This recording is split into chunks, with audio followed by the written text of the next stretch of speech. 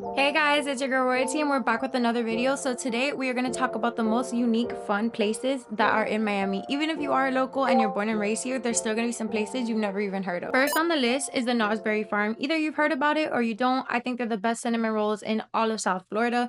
They're here for a couple months out of the year and I would definitely go check them out. They also have strawberry pickings where you can go in there and pick the strawberries yourself. And I think it's a cute little date idea or photo op moment. Check out their bread, the milkshakes that they have. One of my favorite milkshakes to get is the cookies and cream one, also the coconut one, located off of Homestead. Next up, we have the Redland Marketplace, and it is a flea market as well as a farmer's market. It's 27 acres of fruits, vegetables, spices, animals. And when I say animals, you can find anything from fishes, guinea pigs, Komodo dragons, birds, all type of things. And it's just a super cool day idea to just go over there, hang out, take your kids if you do have them. They also have a little kid area. They have a ton of fresh food. I like to go over there for their fresh guanabana as well as their sea moss. Keep in mind that Homestead is the area where all the farms are at, or at least the majority of them here, so you can definitely pick up some stuff that's local. So next up is also one of my favorites, but keep on the lookout for their events, and it's the Fruit and Spice Park, also located in the Homestead area. I really like them because there's acres on acres of fruits, plants, and vegetables, over 100 different types of species, and you can go walk around. They have $15 tours that happen 4 times a day, but honestly, self-guided is cool too. You guys can just walk around, set up a picnic, and they've hosted the Orchid Festival, the Mango Festival, where you can actually go and taste a bunch of mangoes,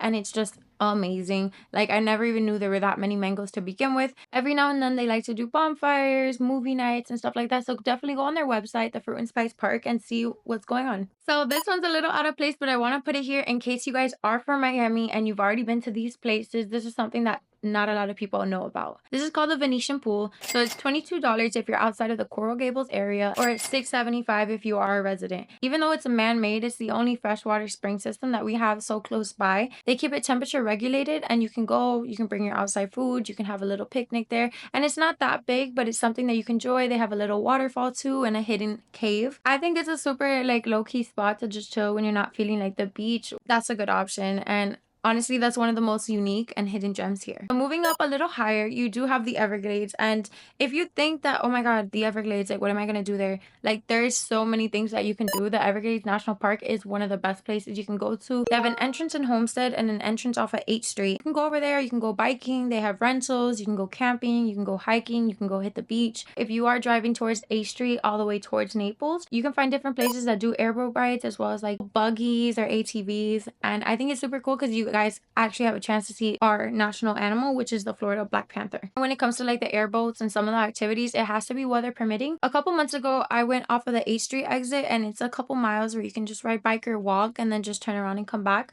But you see alligators everywhere. Like, you can be walking on the road and they're like coming up right next to you. So if you're scared, don't be scared. They don't really do too much. You have to worry about the crocs. And we went in the time where there was little hatchlings, so there was just a bunch of baby alligators everywhere, and it was a super cool experience. This is a really cool one, and you don't need any money to do it, and you probably already have one within a couple miles from you. That is their Miami-Dade Public Library system. So they are always throwing events throughout the month, and I love this idea because you can learn a new language. They have Italian, English, French, Spanish. You can learn how to use Canva. You can learn how to do photography. You can learn how to do gardening. They have seed exchanges. There's all types of events. Definitely go to your Miami-Dade Public Library and check out what events are happening near you. You can do this with friends, you can do this with family, you can do this by yourself, and just pick up a new skill. Take advantage of the fact that they do have books, which is amazing if you want to learn, as well as movies and video games. Did I mention they also have dance classes sometimes?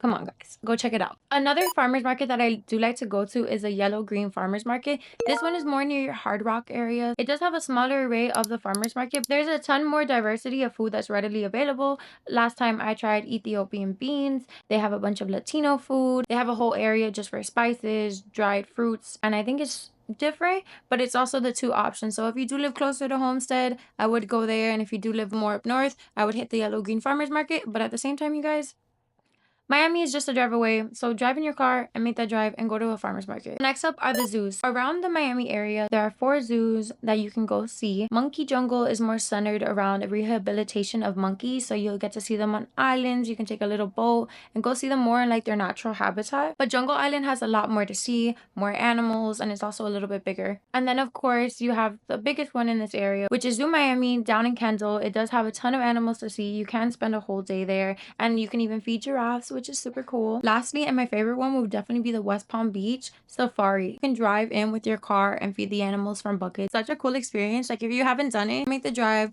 West Palm from Miami is about like an hour 40 minutes away, maybe an hour 30, and you get an experience that not a lot of people know about. I try to go there like once a year just because I love the animals, and I did grow up between Miami and West Palm. I know a little bit about the gems that they have up there. They do have other animals to see, so you start off with the safari and then you go into like the main part of the zoo where you can take a little boat and go around. Bonus. So there's this place in Homestead. I need to find out the name, but I know it's a rehabilitation center where you can actually feed camels and play with the little lion cubs. One more with animals, you guys, and then we're gonna move on to a completely different category: equestrian centers. I know there's one new coming in Kenzel. Have to go and just try it out. But equestrian centers are basically where you ride horses, learn how to ride them, skills and all that. If you haven't been on a ferry that takes you around the Miami millionaire houses, I would recommend it. It's just a fun little date experience, especially if they include dinner. One of my favorite ones to go to is the Jungle Queen tour, because they take you on the same tour that all these ferries take you to, but at the end of it they take you to an island. There's a buffet,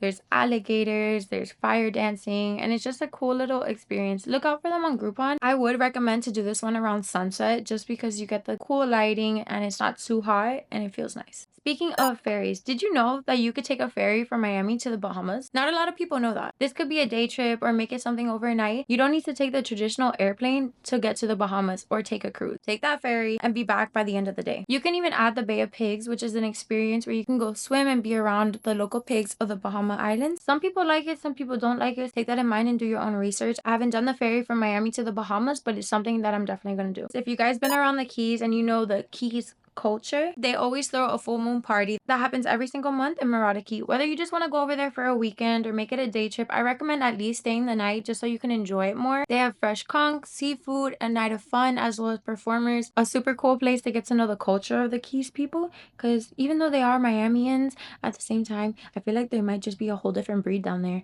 The Biscayne Park from the beach, if you've been there, beautiful, love it. But did you know that they throw events? Like, for example, at night, they take you out on kayaks. You guys can go see the bioluminescent creatures that are in the water and just take a little tour.